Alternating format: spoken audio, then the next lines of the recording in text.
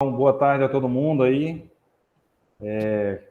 Começo agradecendo a presença do professor José Carlos.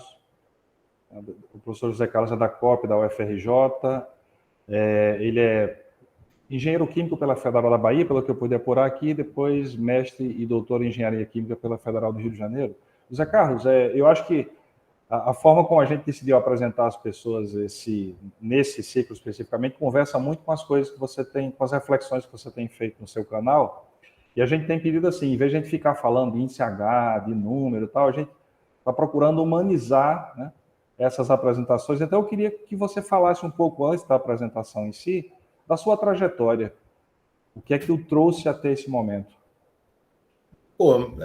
Primeiro dizer para você, José, que você tem meu apoio integral nessa humanização, os colegas da Universidade Federal do Mato Grosso do Sul.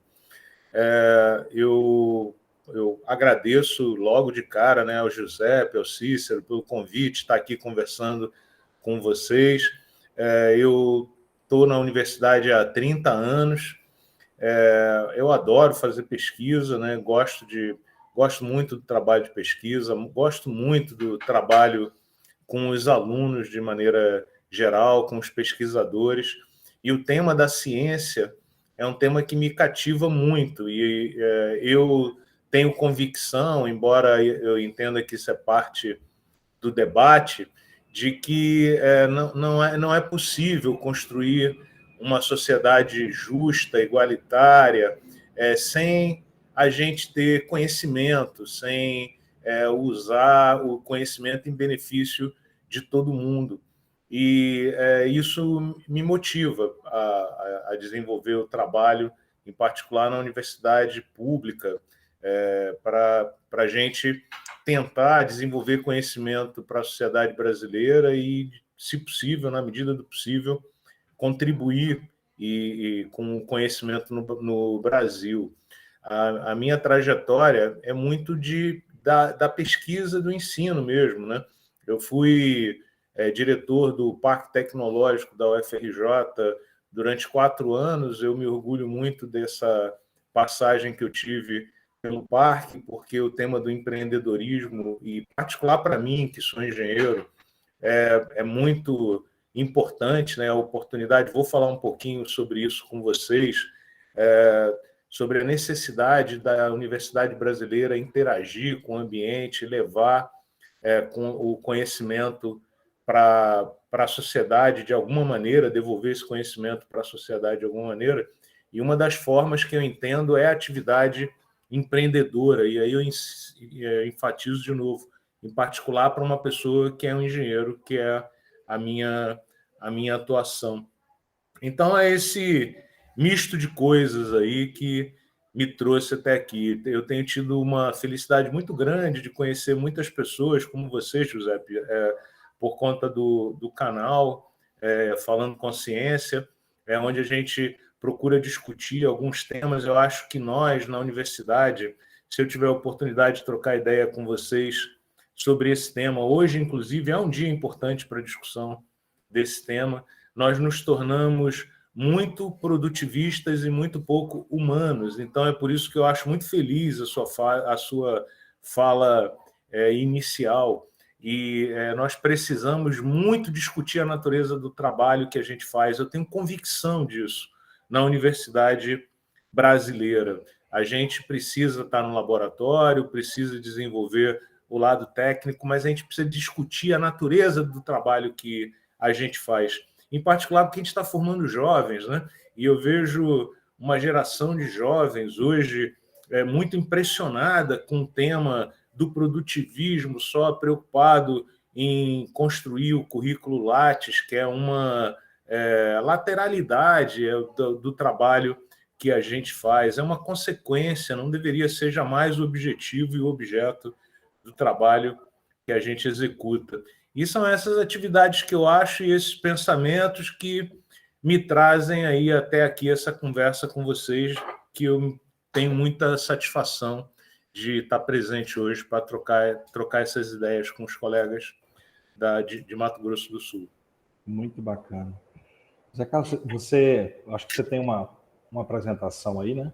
Eu tenho uma apresentação aqui, eu não sei o que você imagina assim, de conveniente, Giuseppe, mas sinta-se à vontade de interromper em qualquer momento, né? Qualquer um colega, e do mesmo jeito eu não tenho nenhum compromisso com a apresentação que eu trouxe, então não preciso chegar até o final, então sinta-se à vontade de interromper a hora que vocês quiserem, tanto para dizer, Zé, chega, já falou demais, como também, esse tema é legal, né? Vamos discutir um pouco mais esse tema.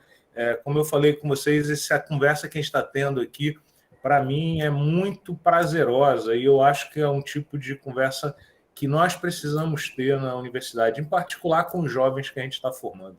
Sem dúvida.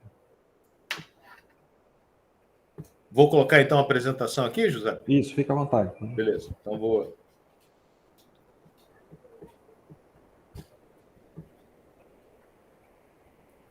Vocês estão vendo minha tela aí? Sim, está carregando. O meu computador aqui é um pouco peba, né? Como a gente diz na Bahia. E eu também não vou ver vocês mais. Então, como eu não vou ver vocês, qualquer coisa me avisem, por favor. Em particular aí pelo telefone, José. Se cair a rede, eu moro na Ilha do Governador, aqui no Rio de Janeiro. Se por acaso a gente tiver problema de comunicação, por favor, me avisem. Ok, né? Eu não estou vendo mais vocês, tá bom? Eu sou Zé Carlos, né? Trabalho no Laboratório de Engenharia de Polímeros da Universidade Federal do Rio de Janeiro. Sou professor do Programa de Engenharia Química da COP e do Programa de Engenharia de Processos Químicos e Bioquímicos da Escola de Química, e mantenho esse canal, né, Falando Consciência, no Instagram e no YouTube, em que a gente discute aspectos do dia a dia da ciência, e várias questões que eu vou abordar aqui são de interesse do canal. Então, se vocês tiverem curiosidade de visitar, conhecer, vocês são bem-vindos. E a gente mantém uma página no Instagram, que é o Ingepol Grupo, onde a gente fala um pouco das atividades de pesquisa que a gente executa no nosso grupo. Como eu já falei, agradeço muito o convite gentil do Giuseppe de ter a oportunidade de conversar com vocês hoje, também do professor Cícero, pelo convite também, e pelos dois terem organizado essa apresentação.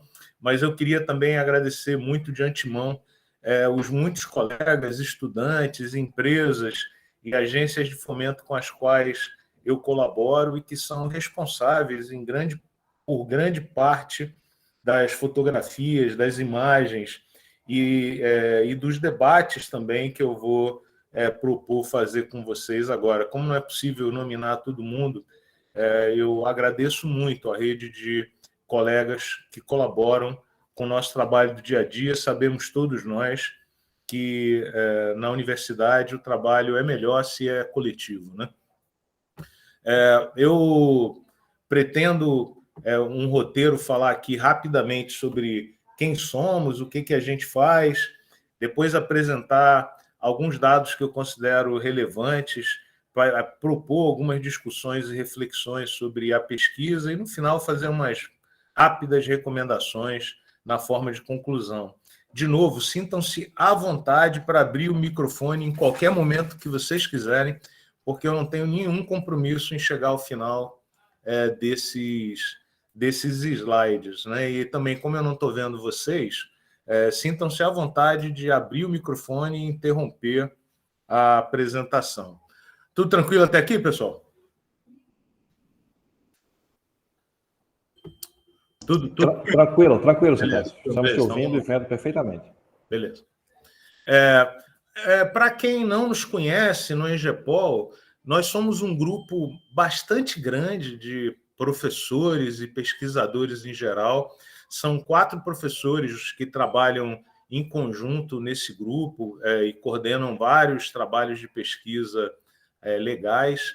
A gente tem cerca de 10 pesquisadores permanentes trabalhando no grupo e um número flutuando de cerca de 40 pós-graduandos e 10 alunos de graduação.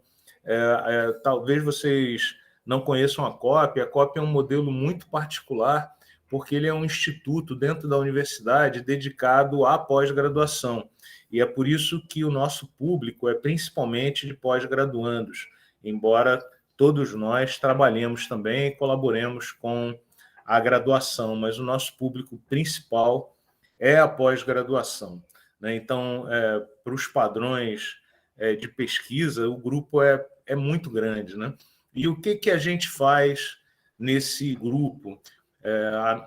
A atividade, talvez, principal é o desenvolvimento de novos materiais poliméricos. A gente tem particular interesse, eu vou falar nisso daqui a pouco, que é um tema que eu acho que interessa muito à Universidade Federal de Mato Grosso do Sul, que é o da produção de insumos sustentáveis, né, obtidos a partir de insumos agrícolas e insumos renováveis.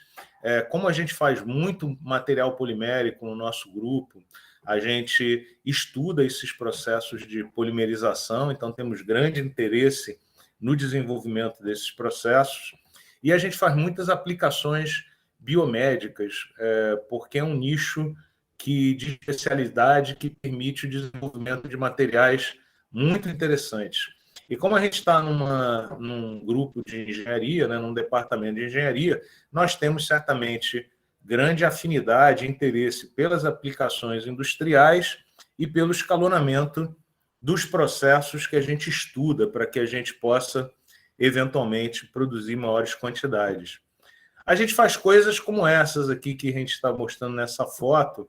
Aqui são bactérias produtoras de poliésteres, né, de poliésteres renováveis por via bacteriana.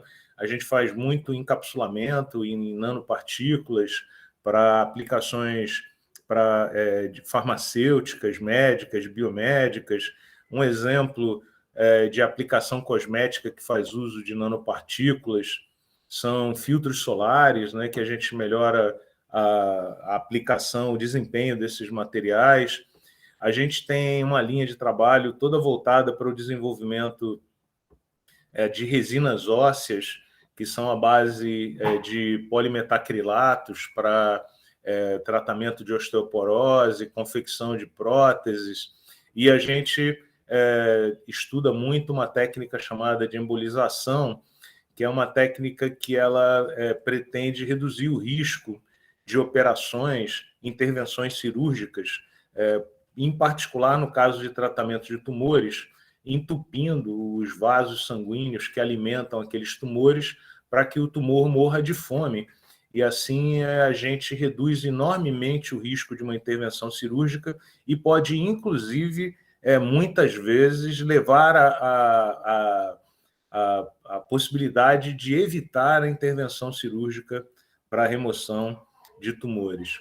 A gente, como eu falei, faz muito material sustentável. Boa parte dos polímeros que a gente produz são obtidos de insumos naturais. Por exemplo, esses materiais são produzidos a partir do cardanol, que é um óleo, um insumo que sobra no Brasil e é retirado da castanha de caju.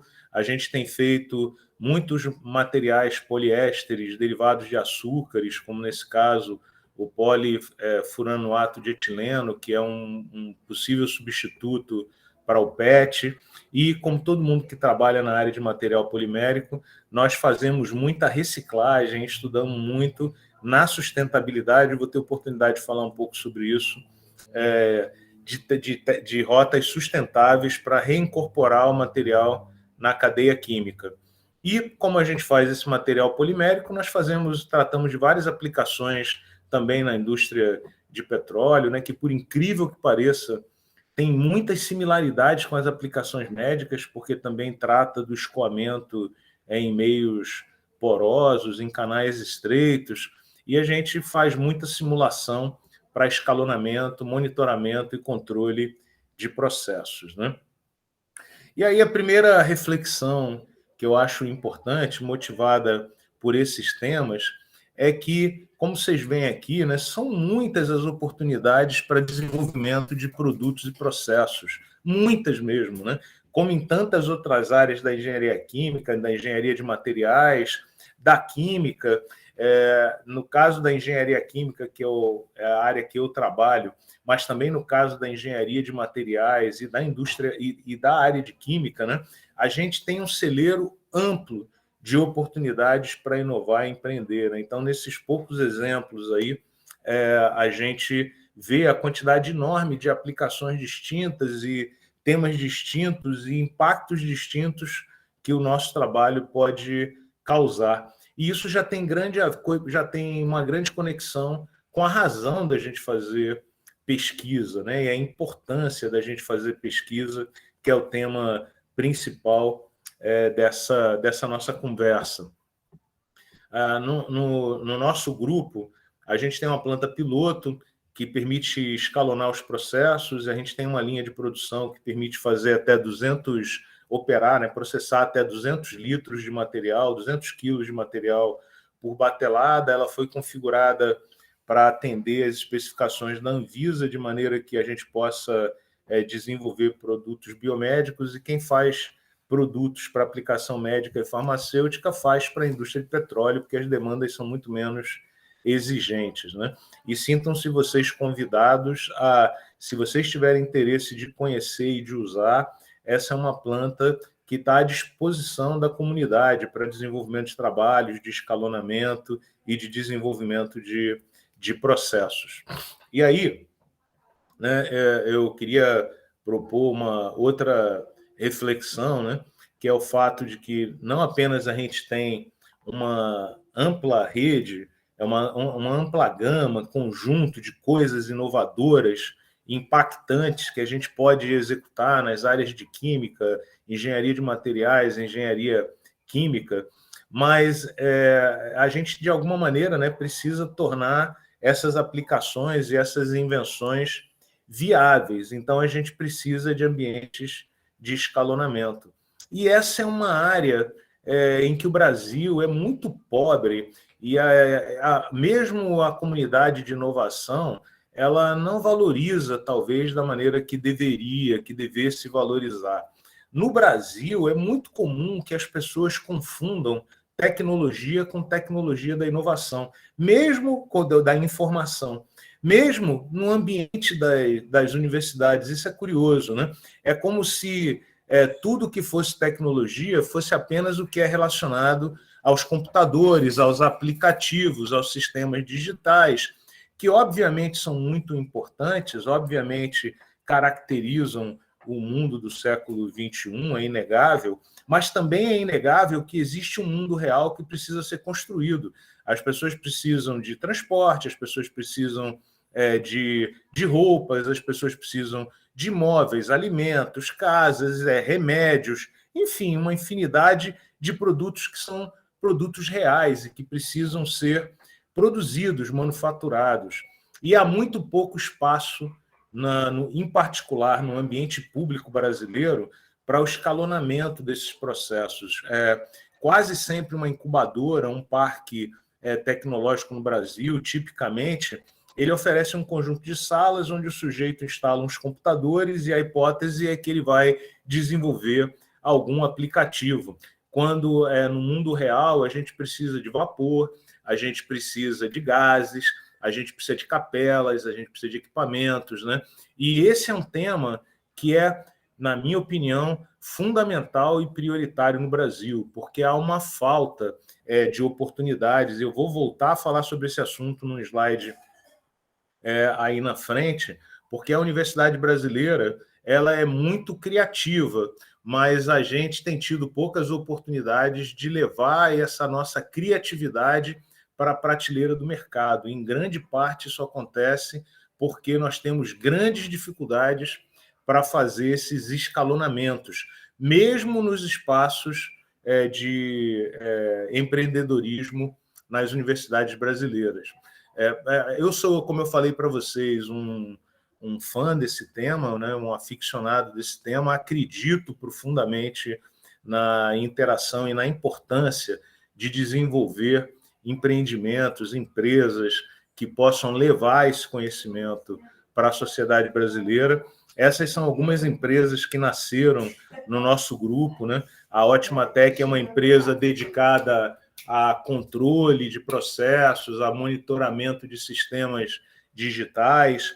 A Biosul é uma empresa que desenvolve biocatalisadores e usa polímeros para produzir, como suporte enzimático para a produção de catalisadores enzimáticos. A BioBids é uma empresa que tem investido na produção de polímeros sustentáveis e renováveis, e a Magtec é uma empresa que tem dedicado sua atenção principalmente à produção de nanopartículas carregadas com partículas magnéticas para desenvolvimento de produtos para a área principalmente de medicina e de imagem, de caracterização de imagem. Então, eu acredito, sinceramente, nesse tema e estimulo muito os jovens pesquisadores a trilharem esse caminho. E aí eu proponho uma outra reflexão. Você vê que eu vou propor reflexões aqui, né? Não vou propor respostas exatamente, mas a gente avaliar como anda a cooperação entre esses ambientes acadêmicos e industriais no Brasil, que para esse grupo do qual nós fazemos parte, da engenharia química, da engenharia de materiais, eu considero fundamental.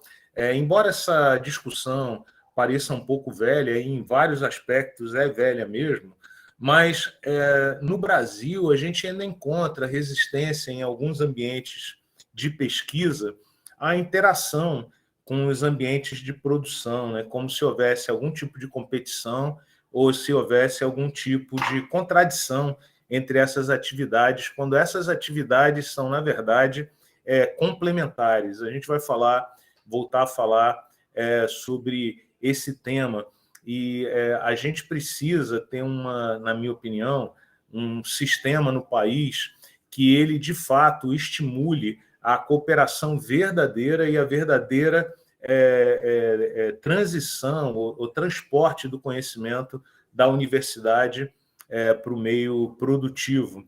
E a gente vai falar sobre isso um pouquinho mais aí também nos próximos slides. Um dos problemas para que essas cooperações ou interações não se desenvolvam na plenitude ainda no Brasil, ela tem duas questões, e aqui eu vou colocar primeiro uma questão extremamente polêmica, né? Que é o fato de que, com muita frequência, o pesquisador ele está aprisionado no laboratório, tratando do seu mundo, das suas atividades, e interage muito pouco com o mundo ao seu redor. O que eu entendo que é um equívoco, um tremendo equívoco do pesquisador brasileiro e um tremendo equívoco de boa parte da ciência que se faz no Brasil. Via de regra, o pesquisador brasileiro ele está muito mais orientado pela mainstream, o que está acontecendo no exterior, do que o que está acontecendo no seu entorno. Eu tenho dito que eu falo, inclusive com meia-culpa, né? A Universidade Federal do Rio de Janeiro, ela está localizada na cidade universitária da Ilha do Fundão, ela está circundada, rodeada por comunidades pobres em todo o seu entorno, e, no entanto, ela praticamente não interage com essas comunidades, a despeito da pesquisa de excelência que ela faça em várias áreas.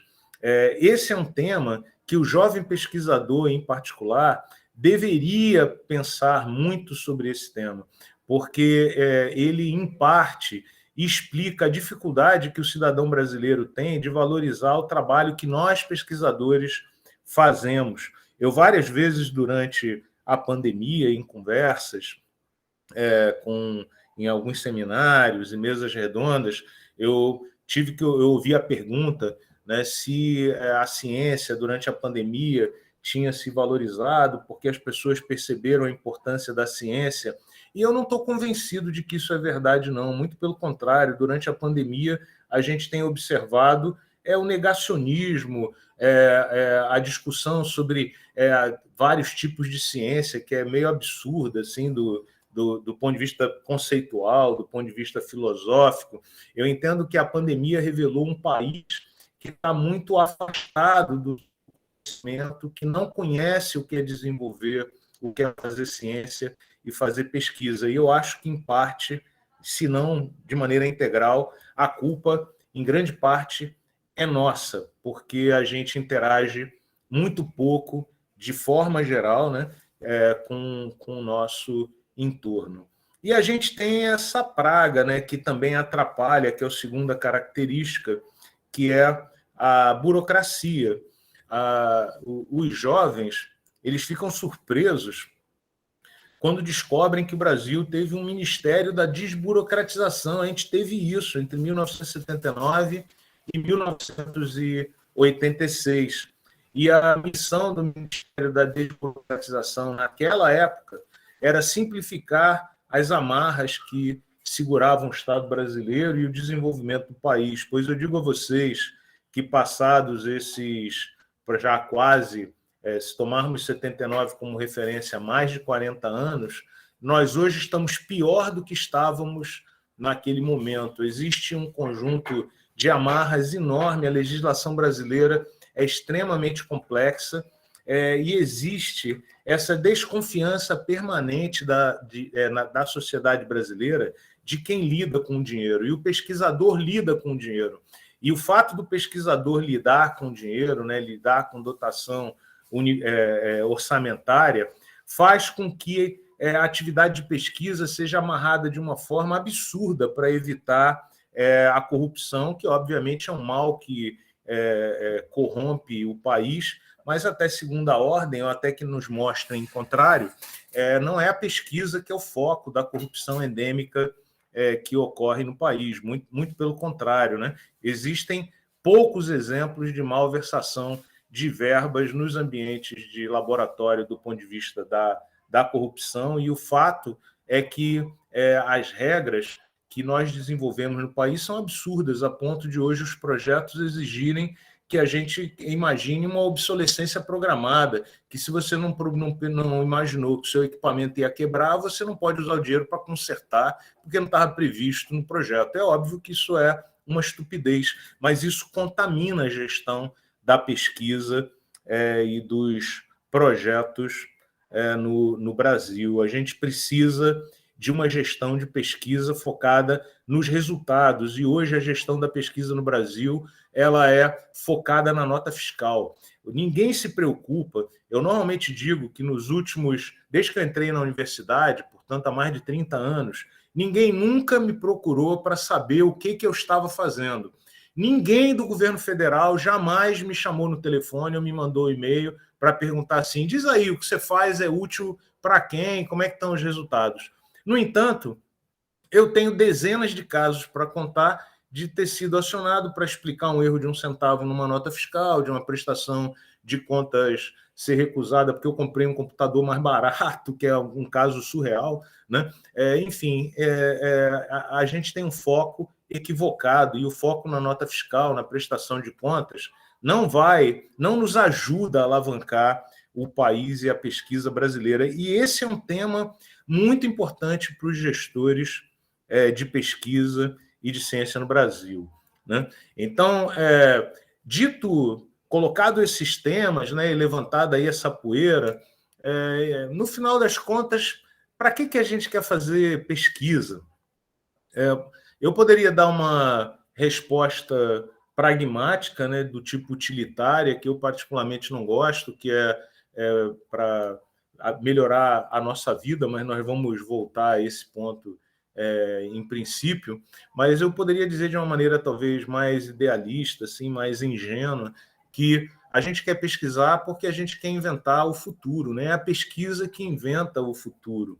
Verdade seja dita, tem uma frase muito divertida essa semana da Rita Lee, né, que diz que ela pensava que teria chegado nesse momento, ela estaria vivendo o mundo dos Jetsons, e ela está se dando conta que ela está vivendo o mundo dos Flintstones, que é uma frase muito, muito espirituosa e muito correta, né, pelo momento de obscurantismo, negacionismo que a gente vive no Brasil. Mas veja que coisa curiosa, que nos Jetsons nem nenhum filme de ficção científica do passado recente, nenhum deles previu a internet e a revolução que a internet causaria no nosso mundo, porque a pesquisa ela inventa um futuro que não existe, que ela não existe, inclusive, nos nossos sonhos e nos nossos delírios que a gente tenha. Então, a pesquisa é ela que vai moldar o mundo que a gente sequer sabe como será.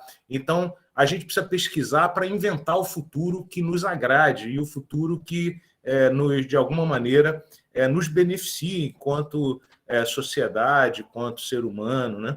Mas a gente pode dar também, retornando à pergunta utilitária, a resposta utilitária, que é para melhorar a nossa vida, melhorar as nossas condições de vida, resolver problemas que a gente enfrenta. E eu adoro esse tema do café, desde a primeira vez que eu li, porque eu descobri, e talvez alguns de vocês também conheçam esse dado, mas o país que mais ganha dinheiro e lucra com o negócio do café no mundo é a Alemanha. E a Alemanha não produz um único pé de café. Ela não produz um único grão de café. E é o país que mais fatura e mais lucra com o negócio de café. Simplesmente por uma razão, porque ela incorpora conhecimento ao negócio do café. Talvez vocês não saibam, mas uma única empresa, a Starbucks, que todo mundo conhece, né, tem lojas espalhadas pelo mundo todo, essa única empresa, Starbucks, ela ganha com o negócio do café mais do que todos os exportadores e produtores de café no Brasil juntos. Esse dado é muito impressionante, porque a riqueza não está na produção do insumo e na exportação do insumo básico. A riqueza está na capacidade de transformar e embarcar conhecimento nos produtos. E só quem pode fazer isso é a pesquisa. E aí, se a gente olha para o Brasil, a gente vê que o Brasil está andando na contramão do mundo, né? Esse gráfico, que talvez esteja um pouco borrado aí para vocês, ele mostra aqui no eixo Y a participação da indústria de transformação na economia brasileira. Ele mostra aqui no eixo X os anos. Esse pico aqui é a década de 1980, e desde a década de 1980 nós experimentamos uma queda continuada da participação da indústria de transformação, que é aquela que movimenta em boa parte a engenharia química, a engenharia de materiais e a química. Portanto, é um tema de interesse de todos nós que estamos aqui conversando nesse momento. Talvez vocês não estejam vendo o número aqui, que está um pouco borrado, mas aqui aparece o número 11%, que foi o percentual, a participação da indústria de transformação, e, portanto, essa que embarca conhecimento nos produtos, nos insumos naturais, nos insumos básicos, para produzir produtos com maior valor agregado. E esse 11%, ele é equivalente à era pré-Juscelino Kubitschek, o que significa dizer que nós retornamos ao patamar da década de 1950, no que diz respeito à participação da indústria de transformação, que é aquela que embarca conhecimento nos produtos básicos. Veja que, se Juscelino renascesse, ele nos diria que era ainda necessário fazer um plano para nos desenvolvermos, industrializarmos e crescermos 50 anos em 5, porque nós voltamos ao patamar do ano de 1950. Essa é uma reportagem publicada, se não me engano, na semana passada, que mostra que a indústria brasileira continua perdendo pontos, né, e andando na contramão do mundo, né, nos rankings dos maiores produtores, dos países mais industrializados do mundo, o que reflete essa redução da indústria de transformação.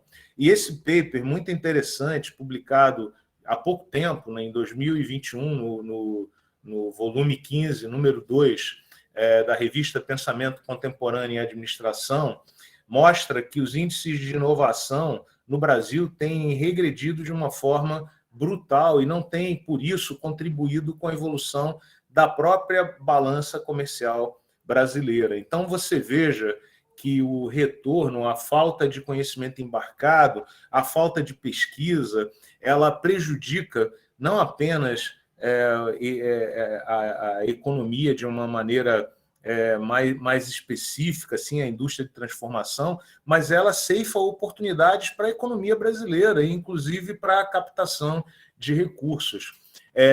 O Brasil, nos últimos anos, ele tem se dedicado basicamente à produção de produtos agrícolas, que obviamente é uma vocação do país, mas não pode ser o único produto do país, e a extração de insumos minerais, né?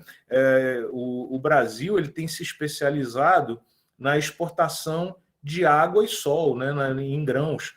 Quando existe discussão sobre a agricultura brasileira, as pessoas esquecem de dizer que a maior parte, a parte absoluta das exportações agrícolas dessa potência é única e exclusivamente exportação de soja e de grão de milho in natura, que vai ser transformado no exterior como o café é transformado e é embarcado na Alemanha.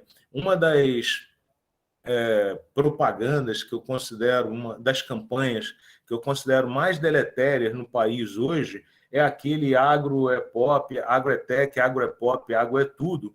Não no sentido de que o agro não seja uma vocação da economia brasileira, mas é porque agro, obviamente, não é tudo, né? Como eu falei, a gente precisa de transporte, a gente precisa de roupa, a gente precisa de medicamentos, a gente precisa de eletroeletrônicos, a gente precisa de produtos químicos, a gente precisa de tintas, e a gente precisa até de ureia para movimentar a própria agricultura, defensivos agrícolas para movimentar a própria agricultura e que hoje são importados completamente do exterior. O Brasil precisa de um choque de industrialização. A gente precisa reverter essa trajetória com urgência, e isso nos interessa muito particularmente na engenharia química, na engenharia de materiais e na química, porque a gente precisa transformar esses insumos e essas matérias-primas dentro do próprio Brasil.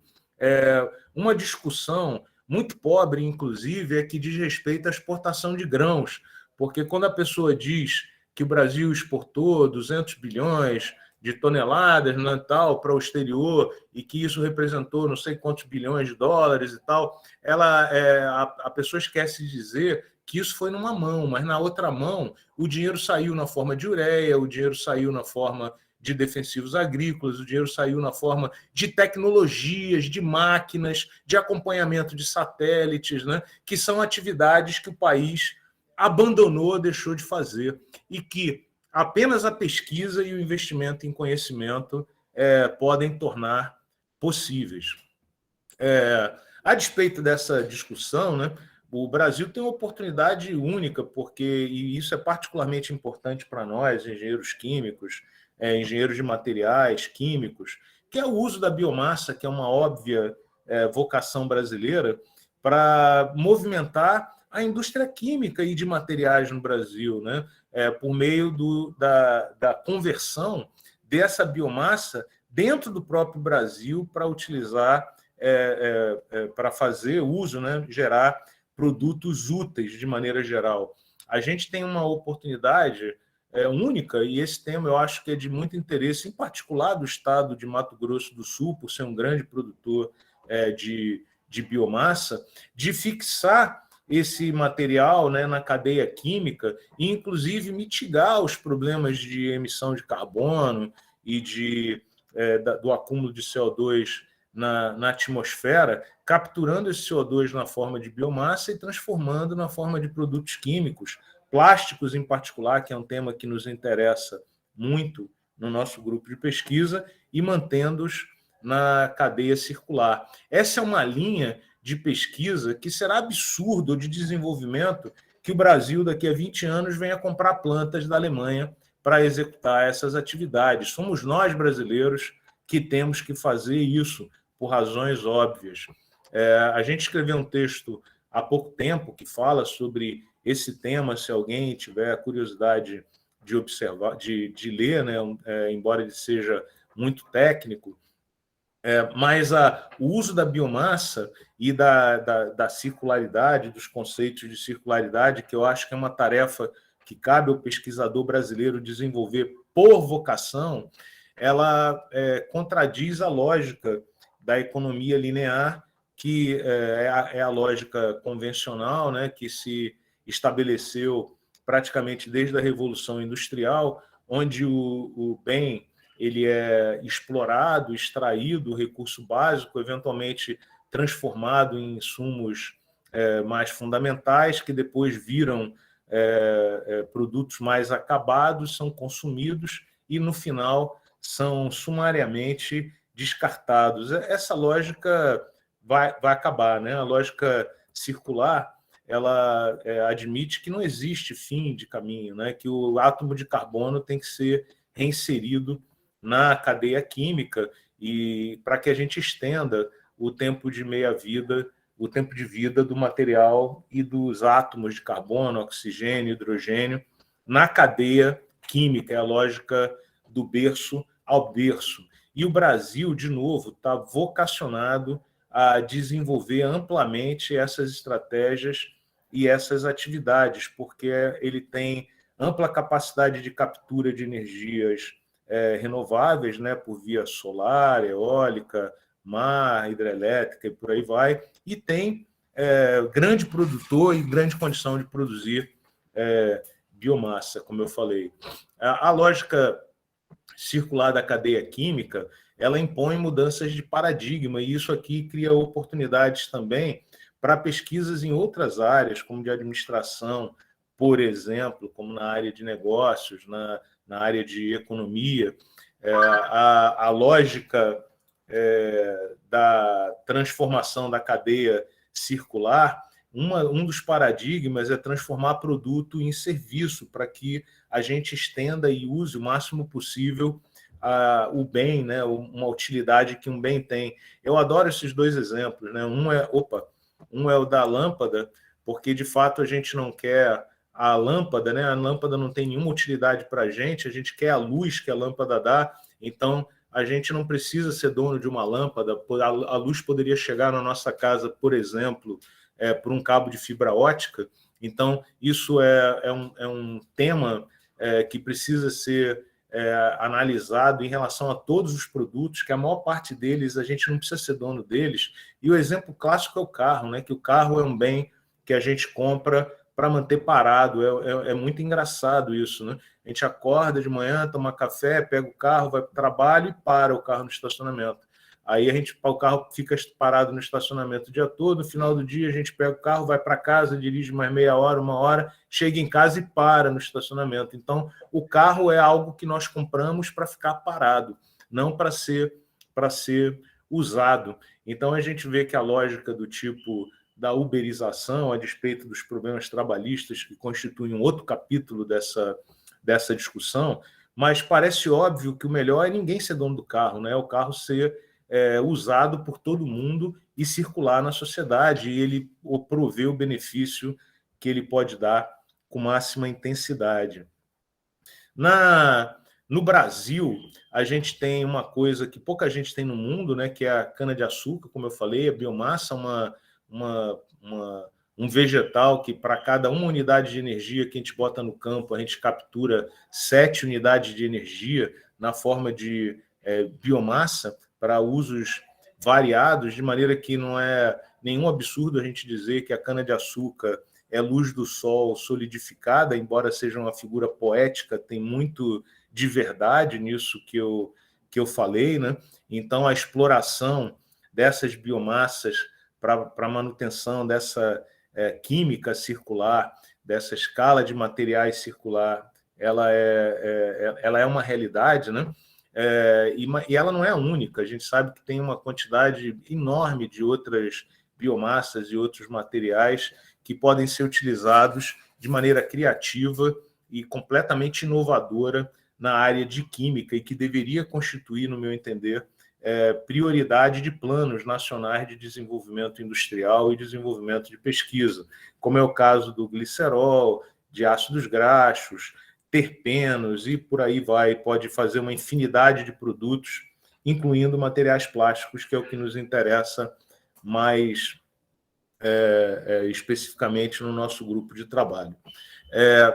Fazendo só um cuidado, né? O engenheiro químico, o engenheiro de maneira geral, é muito bom de fazer balanços de massa, balanços de energia, balanços de quantidade de movimento, mas nós ainda somos muito ruins de fazer balanços ambientais, então essa é uma área que precisa ser desenvolvida, e, de novo, o Brasil tem que liderar esse tema, né? É uma tristeza que o Brasil seja visto no exterior como um país que destrói o ambiente, porque nós tínhamos e temos tudo para crescer respeitando o ambiente, e o aprendizado de fazer balanços ambientais e desenvolver atividades, que apenas aquelas que sejam ambientalmente corretas ou ambientalmente competitivas, é um tema que ele precisa ser aprofundado, em particular no Brasil, por conta dessa vocação para o uso de insumos naturais para a movimentação da sua economia. Mas a quantas anda a economia no Brasil? Eu estou aqui já me encaminhando para o final assim, dessa apresentação, para a gente poder conversar, né? Que é a quantas anda o investimento e a pesquisa no Brasil. Anda muito mal, né? Esse gráfico mostra que desde 2015 os recursos investidos em pesquisa e desenvolvimento no Brasil caem ano após ano, e esse ano de 2021 vai confirmar a queda de novo, uma vez mais, no final do ano. Nós já retornamos, nesse momento, mais de 20 anos no esforço de financiamento e desenvolvimento da pesquisa no Brasil, o que é uma tragédia quando a gente vê aquele cenário de desindustrialização e da necessidade de embarcar conhecimento nos produtos brasileiros. Esse gráfico aqui, que infelizmente eu não consegui a figura que vem até o ano de 2020, até por conta da pandemia, mas ele mostra que o mundo inteiro segue caminho contrário, inteiro, todos os países do mundo. Os investimentos têm crescido continuamente, e a maior parte dos países aumentou o investimento em pesquisa durante a pandemia, por razões óbvias, né? Pela necessidade de resolver os novos problemas que se apresentaram. É um contrassenso que o país invista cada vez menos em pesquisa e desenvolvimento. É muito comum nos debates, em particular nos debates com pessoas mal informadas e que repliquem informação de internet, fake news, essas coisas, que se fale que o Brasil gasta muito em ensino, em pesquisa e tal, mas isso é uma mentira deslavada, né? A gente vê aqui as bolinhas, são os diferentes países, o tamanho é a quantidade de investimento em pesquisa em tecnologia, a posição aqui no eixo X é o percentual do produto interno bruto, e a posição aqui no eixo Y é o número de pesquisadores por milhão de habitantes na população. Então, a gente vê aqui os Estados Unidos, né, investindo muito, um percentual grande do PIB e com a quantidade de cerca de 5 mil pesquisadores por milhão de habitantes, Japão, Finlândia, Coreia do Sul. A gente vê aqui a China, né, que ainda forma grandes quantidades de pesquisadores, mas investe muito em P&D e cada vez mais como percentual do PIB, e essa bolinha amarela pequenininha aqui é o Brasil. Ou seja, a gente investe pouco em termos do percentual do PIB, e temos um percentual ridiculamente pequeno de pesquisadores na nossa população. O Brasil precisa de pesquisa, o Brasil precisa de pesquisador, o Brasil precisa formar gente para promover, que ajude a promover esse salto, né, de produto embarcado e de transformação que a economia brasileira precisa. Uma coisa curiosa é que, a despeito de todas essas dificuldades, o Brasil é um bom produtor de ciência e tecnologia. Isso é uma coisa muito curiosa. O Brasil, a depender do ranking, ele está ali entre 10º lugar, 12º lugar, 13º entre os países que produzem maior quantidade de ciência e tecnologia em termos de itens, né, de conhecimento, o que é uma posição, um percentual compatível com o tamanho da economia brasileira, que a gente está ali pelo 10º lugar, né? A gente não deveria esperar ser o primeiro, porque nós não deveríamos ser o primeiro país produtor de ciência e tecnologia, porque não somos o primeiro a economia do mundo. No entanto, quando a gente fala de inovação, o Brasil ocupa uma posição absolutamente vexatória. No ranking de inovação de 2020, o Brasil aparecia em 62º lugar. É uma posição incompatível com o desenvolvimento, com o tamanho da economia brasileira e absolutamente incompatível com a quantidade de conhecimento que o país gera. O que, inclusive, cria um problema adicional, né? Porque se nós pensarmos que o conhecimento no Brasil é gerado em instâncias públicas, institutos de pesquisa públicos, universidades públicas majoritariamente, se a gente não é capaz de fazer inovação, que nada mais é do que a transformação do conhecimento em produtos e serviços para a sociedade, é porque, de alguma maneira, existe uma frustração no uso desse conhecimento gerado dentro das universidades e dos institutos de pesquisa no Brasil pela sociedade brasileira, o que explica, em parte, né, o fato de que a sociedade não nos olha como grandes contribuidores do desenvolvimento nacional. Esse é um tema que eu considero grave, é um tema de Estado. O tema é particularmente mais grave se nós pensarmos que essa posição 62ª é em grande parte mantida pelas universidades públicas, que são elas também que fazem essa inovação, mas a missão da universidade pública não é fazer produto, não é vender serviço, não é emitir nota fiscal e pagar ICMS.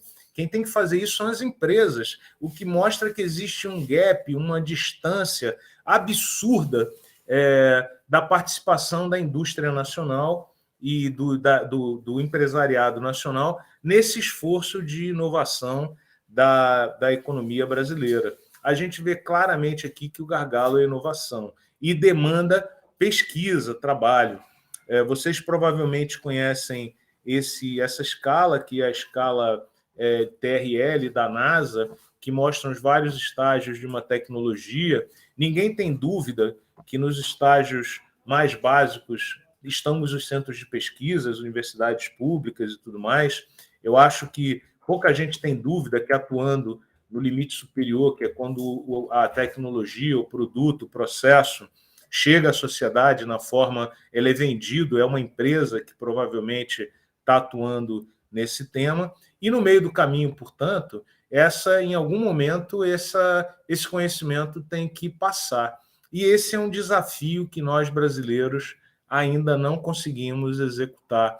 Grande parte do problema do gargalo de inovação é a nossa incapacidade de tocar a cadeia do conhecimento adiante e levar o conhecimento que nós geramos no Brasil em grande quantidade na forma de produtos e processos para benefício da sociedade brasileira. Obviamente, é o Estado que também tem que participar e que tem que, de alguma maneira, catalisar essa atuação.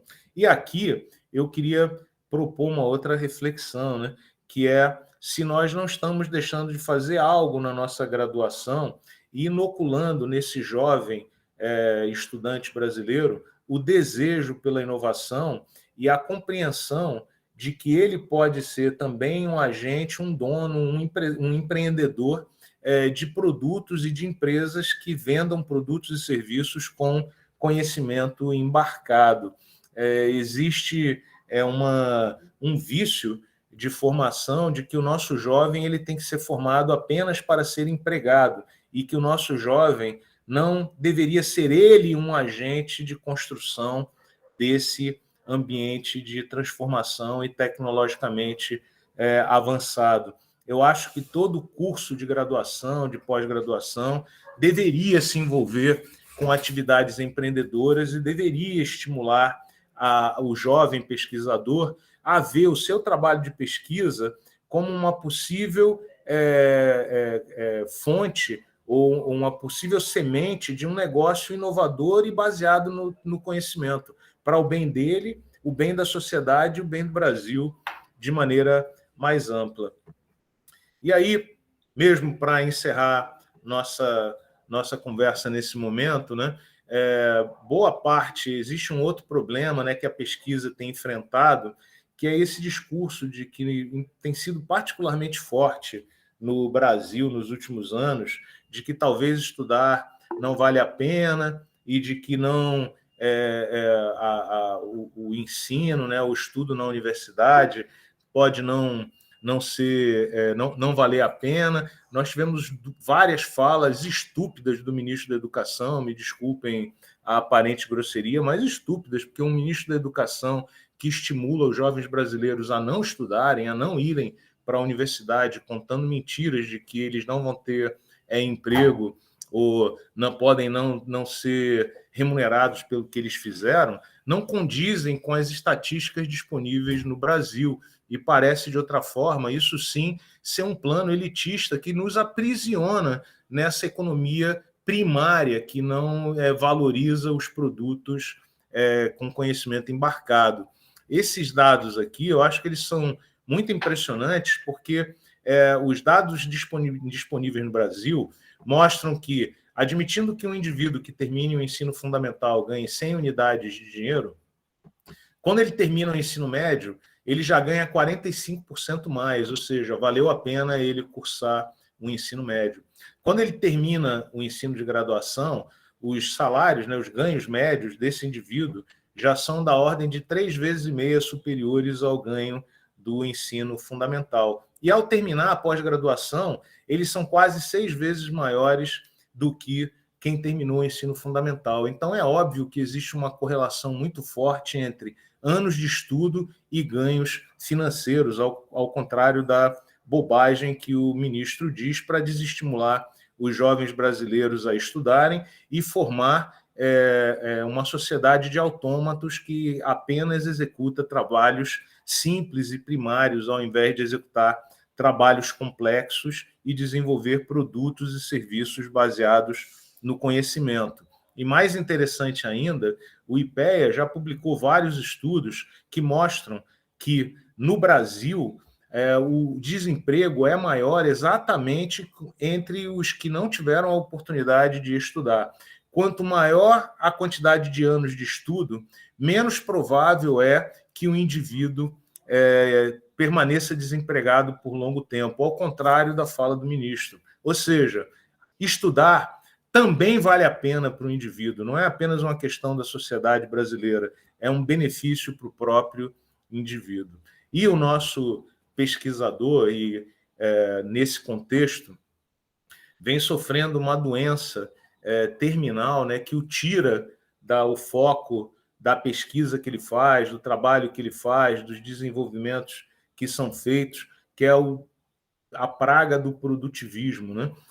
Nunca o Brasil teve uma quantidade de relato tão grande de pessoas que mentem o currículo vitae, porque elas precisam se mostrar produtivas, inventando itens de produção nos currículos e nos bancos variados, como se fazer pesquisa e fazer desenvolvimento fosse sinônimo do número de papers que você publica. Não é. É óbvio que publicar trabalhos científicos é importante, mas isso é uma externalidade. Essa é uma consequência do trabalho científico e do trabalho de pesquisa. Jamais deveria ser o objetivo e o objeto de quem faz a pesquisa. Essa é uma deformação e nós estamos deformando uma geração inteira de jovens pesquisadores que acham que o paper é mais importante do que o trabalho que eles executam. Hoje mesmo eu deixei um vídeo lá no YouTube, no Falando Consciência, que lida com esse tema da deformação e de rankings picaretas que tentam organizar e ranquear os pesquisadores com base em critérios absolutamente arbitrários, como se fosse possível medir a qualidade da pesquisa que um indivíduo faz e do trabalho que é feito, olhando o número de papers e de referência que ele tem. É óbvio que esse é um indicador, eventualmente, de penetração, mas é muito mais óbvio que a qualidade do trabalho tem muito mais a ver com o impacto local que ele causa e a transformação que ele causa no ambiente que ele vive. E isso não está espelhado nesses índices fajutos que têm sido usados no Brasil para medir a qualidade da pesquisa que se faz, muitas vezes baseadas em pesquisas que podem ser publicadas rapidamente, portanto, não tem praticamente efeito prático nenhum no entorno, ou então afinadas com a mainstream ditada pelos países do exterior, por conta da maior facilidade de você publicar um tema que seja de interesse dos países da Europa e dos Estados Unidos do que de uma comunidade carente do interior do Nordeste brasileiro.